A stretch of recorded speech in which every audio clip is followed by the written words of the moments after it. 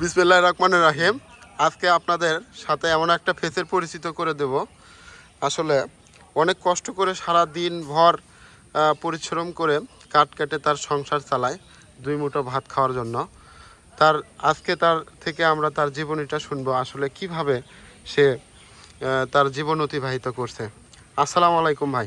ওয়ালাইকুম আসসালাম। ভালো আছেন? হ্যাঁ, আপনি আজকে আমাদের সামনে উপস্থাপন করবেন আসলে আপনার জীবনটা কিভাবে চলতেছে, আসলে কর্মটা কেমন লাগে, যে পেশায় আছেন।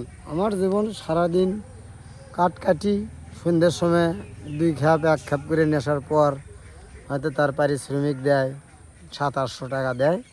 এই দিয়ে আমার এই বউ বাচ্চা নিয়ে আমরা আপনার 4-5 জন যে কোনো 700-800 মতে টাকা পান তাতে হ্যাঁ, কি আপনার সংসার চলে? চলে। কিস্তি মিস্কেলা মানুষ, ভালো একটা খাইতে পারি না, গরিব অবস্থা। এই বাড়ি ঘর কোনো মতে আছে, খুবই গরিব।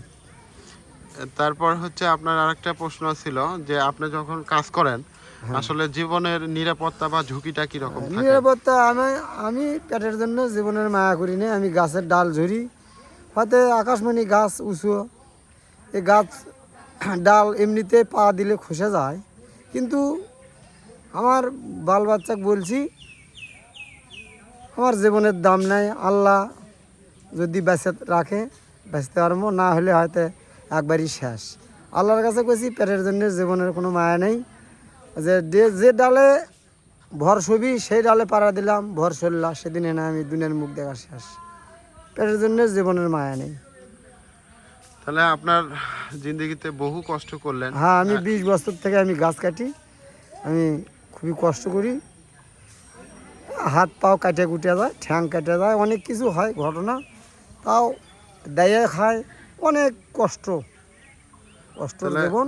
কষ্টটাই যখন সন্ধ্যার সময় টাকা পাই তখন আর কষ্ট মনে হয় না, তখন আমি কষ্টটাই সুখ বলে মেনে নিছি।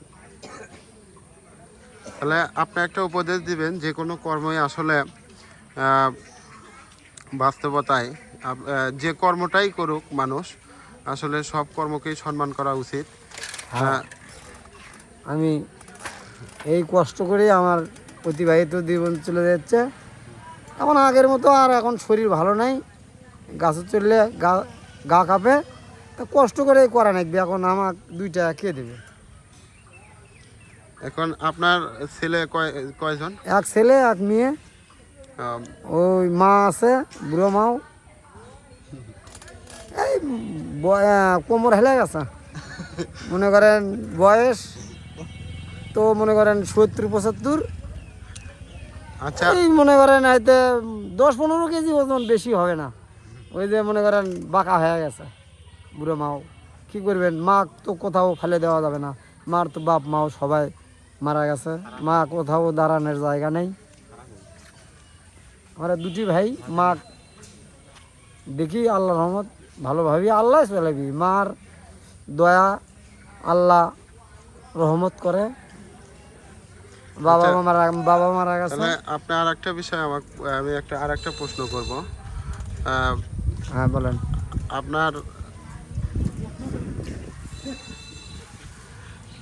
আপনি যে কর্মটা করেন এই পেশাটা আপনার কি ভালো লাগে? আসলে আপনার কি স্বপ্ন আছে যে এই পেশার থেকে বড় হওয়া সম্ভব?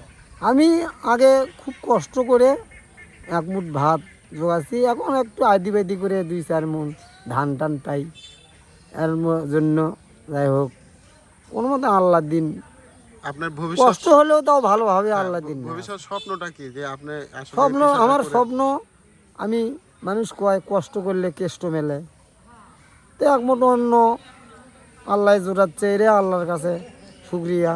আচ্ছা, আপনি এই কাজটা আপনি আর কতদিন করবেন? আসলে আপনার তো বয়স শেষ।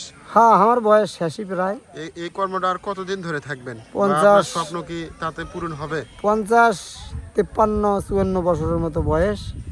আমি আর করতে চাই না, এখন না করলেও হয় না।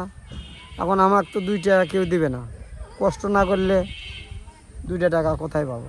আমার তো বাবাও নাই, বড় ভাইও নাই, আমার কেউই নেই দুনিয়ার বুকে। একটা ছেলে একটা মেয়ে, এই তাহলে বউ বাচ্চা আমার নিয়ে, মা দর্শক নিয়ে ভাইদের যাই হোক, আপনি অনেক কষ্টের কথাই বললেন। কষ্ট। আপনার দর্শক ভাইদের বলবেন যে আসলে এই ভিডিওর মাধ্যমে তার ভাগ্যের পরিবর্তন করা যায় কিনা।